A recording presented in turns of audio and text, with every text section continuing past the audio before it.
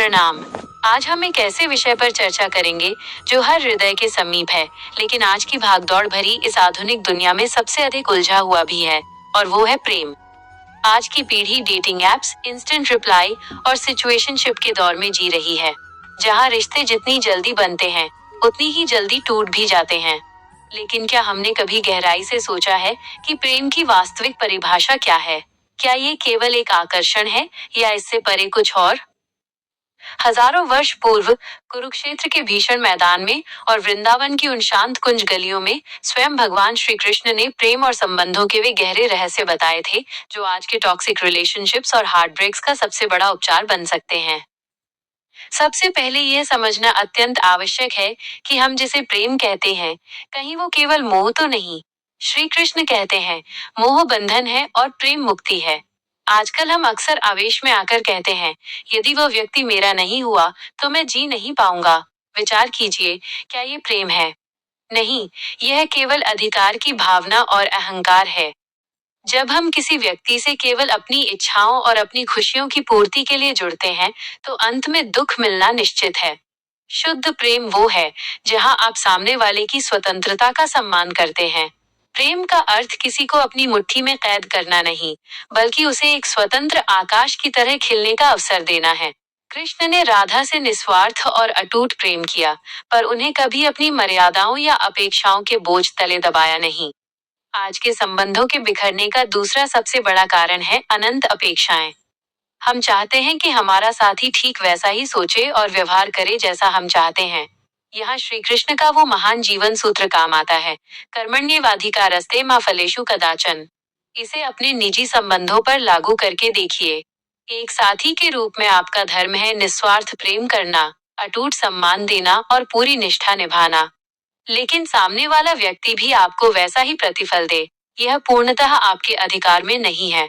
जब हम बिना किसी शर्त के, बिना किसी सौदे के प्रेम करते हैं, तो हमारे मन में एक अपार शांति रहती है। जिस क्षण प्रेम एक व्यापार बन जाता है कि मैंने तुम्हारे लिए इतना किया, तो अब तुम भी मेरे लिए ये करो, ठीक उसी क्षण वहां कलह, क्लेश और असंतोष का जन्म होने लगता है। अक्सर आज के युवा यह प्रश्न पूछते हैं, क्या प्रेम में अपमान सह लेना ही महानता है? इसका उत्तर स्पष्ट है, कदापि नहीं। श्री कृष्ण ने जीवन भर कभी अधर्म का साथ नहीं दिया। यदि किसी संबंध में आपके आत्मसम्मान को निरंतर ठेस पहुंच रही है, यदि आपकी गरिमा को कुचला जा रहा है, तो वहां से पूरे आत्मगौरव के साथ हट जाना ही आपका धर्म है। कृष्ण सिखाते हैं कि पहले स्वयं के भीतर के उस ईश्वर को पहचानो। जो व्यक्ति स्वयं का सम्मान नहीं कर सकता, वो किसी और को सच्चा और गहरा प्रेम कभी दे ही नहीं सकता। प्रेम का अर्थ स्वयं को मिटा देना नहीं, बल्कि स्वयं के सर्वश्रेष्ठ रूप को पा लेना है। आजकल छोटी सी अनबन या विचारों के मतभेद पर लोग वर्षों पुराने संबंध एक पल में तोड़ देते हैं। कृष्ण का संपूर्ण जीवन हमें धैर्य और संयम की शिक्षा देता है।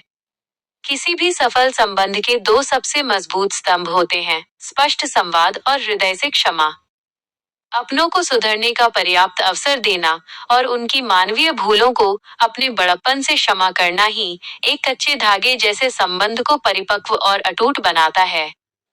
जैसे सुदामा की दरिद्रता में कृष्ण ने मित्रता का धर्म निभाया, जैसे द्रौपदी के चीरहरण के समय उन्होंने एक भाई का रक्षण दिया, वैसे ही हमें भी अपने संबंधों में एक रक्षक और एक निस्वार्थ मित्र की भूमिका निभानी चाहिए। प्रेम केवल एक क्षणिक भावना नहीं है, यह एक निरंतर चलने वाली साधना है, एक तपस्या है। यदि आज आप किसी संबंध के कारण व्याकुल हैं, आपका हृदय भारी है, तो कुछ पल के लिए शांत होकर अपने अंतर्मन से प्रश्न कीजिए, क्या ये जुड़ाव मेरी आत्मा की उन्नति के लिए है? क्या ये मुझे एक बेहतर इंसान बना रहा है? यदि उत्तर नकारात्मक है, तो उस मोह के धागे को काट देना ही आपके और आपके भविष्य के लिए श्रेयस्कर है। याद रखिए, इस संसार के अस्थायी संबंध भले ही आपका साथ छोड़ दें, पर वो जगन्नाथ, वो द्वारकाधीश, वो मुरलीधर सदैव आपके भीतर विराजमान है और आपका हाथ थामे हुए हैं। जिस दिन आपने उस परम सत्ता से प्रेम करना सीख लिया, उस दिन संसार का कोई भी अकेलापन आपको विचलित नहीं कर पाएगा, कोई भी बिछड़न आपको तोड़ नहीं पाएगी। आशा है कि श्री कृष्ण के ये विचार आपके जीवन में एक नई रोशनी और सकारात्मकता लेकर आएंगे। जीवन के ऐसे ही अनमोल सूत्रों और आध्यात्मिक प्रेरणा के लिए हमारे चैनल थॉट्स विद माधु को अवश्य सब्सक्राइब करें। अपने विचार कमेंट्स में साझा करें और इस वीडियो को अपनों के साथ साझा करना न भूलें। जय श्री कृष्णा।